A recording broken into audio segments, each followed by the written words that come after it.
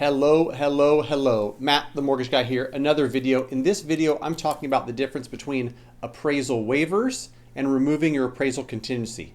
Two different things. I often see them confused. So in this video, I'm going to dig into the difference. And being as common as both of them are in 2021, I think it's important as a consumer to understand it and as a realtor to understand it. And I'm getting questions as a mortgage broker from realtor partners and from consumers on which one. They're getting them confused. So trying to put your best foot forward, do all you can to get your offer accepted in this market. It's very important to understand this. So first and foremost, appraisal waiver. What is that? I've got a video on my channel from the past. An appraisal waiver is the lender saying we don't need an appraisal in this scenario. And for a purchase, you're most likely to get these if you're putting 20, 25, 30% down. For the buyers that are putting 5% down, you're never going to get an appraisal waiver. So if you've got a buyer who's putting a sizable down payment down based on their credit, their down payment, and the property, everything input into an automated system, that automated system might spit out no appraisal needed. So what happens in this scenario, there's no appraisal even done because the lender's saying we don't need an appraisal. We're comfortable with this 30% down payment and these buyers' 800 credit score and the fact that our system shows that there's comps similar size in the system, so we're not going to get an appraisal done. Now, that's appraisal waiver. When you talk about waiving the appraisal or removing the appraisal contingency on a contract, that's something totally different. That's you as the buyer saying, I'm waiving the appraisal contingency or I'm removing the appraisal contingency, meaning you are in contract at $500,000. If the property comes in at $470,000, you're going to have to bring that $30,000 difference above and beyond your down payment. Like I've explained in some prior videos, if you're putting 10 or 15 or 20% down, that might mean just restructuring your loan. It might not mean more money, but that's what removing the appraisal contingency means to the seller. You're telling them in our contract, we won't have any contingency that says, oh, the appraisal came in at 470, now we're going to renegotiate. You're removing that. And so it's rather common to either remove it or write some sort of contingency in there that says willing to pay up to $20,000 above appraised value, up to the contract price, or willing to pay $40,000 above appraised value, up to the contract price.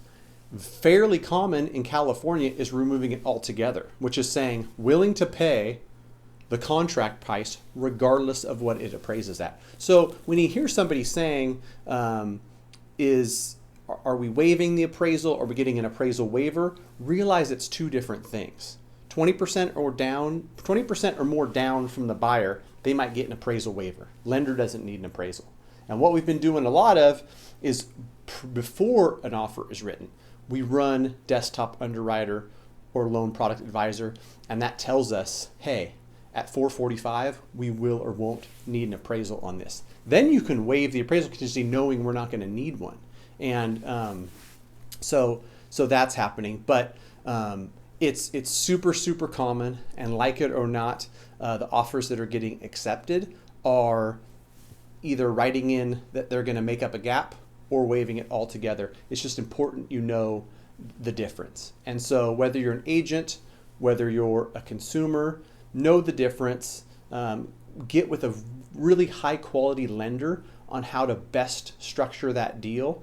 And you might ask your lender, hey, we're putting 30% down. Do you think this property would get a waiver? Get with them on Wednesday or Thursday. Maybe they run the automated system, like I said, and we know we get a waiver before you write the offer. And that changes how you write the offer. Or if you're not getting a waiver, meaning the lender's going to have to do an appraisal, then you write in there willing to pay up to $30,000 above, willing to pay up to $40,000 above the appraised value. An important thing to consider is as a buyer or as an agent representing a buyer, in order to write that you're willing to pay above appraised value or that you're willing to waive the appraisal contingency and just pay regardless of what it comes in at, you have to have the money to support it, right? If you're doing 5% down and you're buying something at $500,000, so the $25,000 down plus closing costs is $33,000 or whatever that number is, right? If you've only got $42,000 in the bank, you cannot write an offer that says you will make up a gap of $40,000 because you simply don't have it.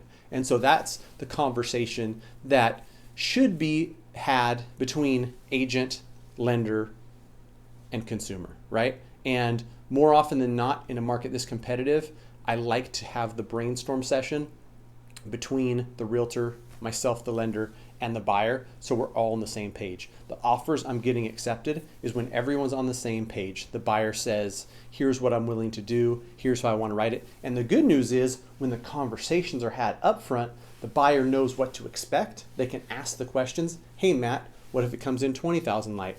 Hey Matt, what if it comes in 40,000 light? What if I write it this way? How does it affect my loan?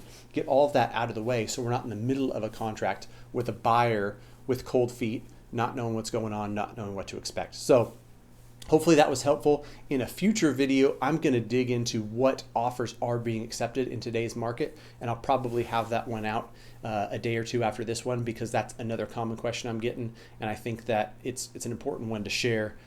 Great agents I know are out there sharing with the people that aren't getting their offers accepted, hey, here's the offers we got and here's what won the deal, just to help other agents out. I really like that, agents helping agents, because it's a tough market for everybody. Buy side, sell side, all of it. So difference between appraisal waiver and waiving the appraisal contingency. Two different things. Any questions at all, Matt, M-A-T-T, at mattthemortgageguy.com. If you shoot me an email and you just need advice, I'm happy to help. If you're in California, I can lend to you and I'm happy to work with you. If you're outside of California, the link in the description will get you hooked up with a great broker who's in another state, licensed there to help you. And I like them and trust them. If they don't do a good job for you, they'll hear from me. Thanks for watching. Bought this just so I could click it and not reach, right? And then I reach, just natural reflex. Get with it, bro. Watch this. Bam. It didn't work? Dude, technology. I think I left it on. The battery died. All right, let's see if we can stop this thing.